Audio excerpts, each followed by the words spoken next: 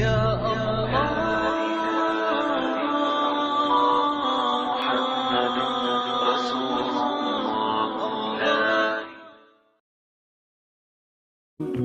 Allahu Akbar, and then you will find the odd few, the likes of Salim ibn Itar, the Qazi of Egypt in the reign of Sayyidina Muawiyah. With regards to him, it is written that he, in one night, he would recite the entire Quran 3 times.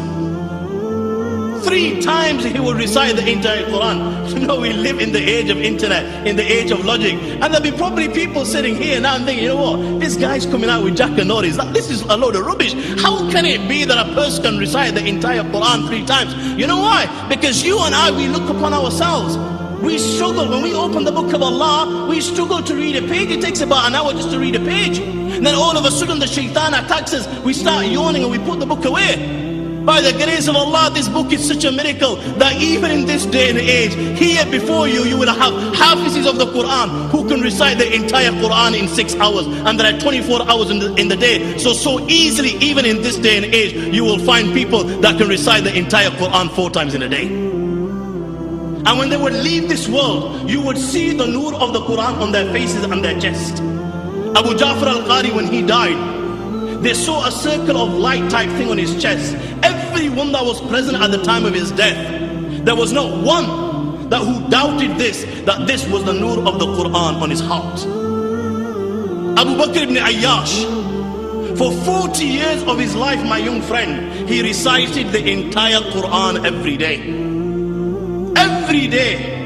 He's on his deathbed and his sister begins to cry. Why? Because now the angels of death will come, and after this it will be Munkar and Nakir, and the questions will be posed. Man Rabbuk, Man Dinuk, Man Hadha Rajul. And she's fearing for her brother, what will be his outcome. So confident he was at the time of his death. Allahu Akbar, this was the level of Iman, that he turns around and says to his sister, why are you crying?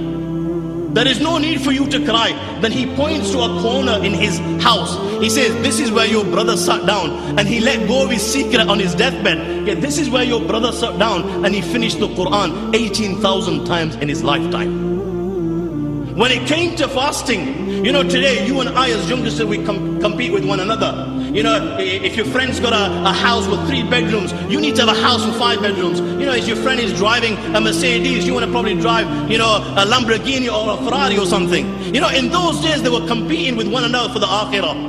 Amr ibn Qais al-Mala'i, he fasted for 20 years.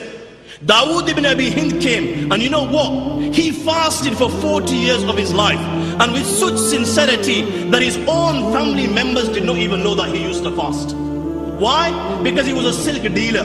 He would take his packed lunch from home every day from his wife, and on the way he would see poor people and he would give it as sadaqah. In the evening he would return and he would make iftar with his family.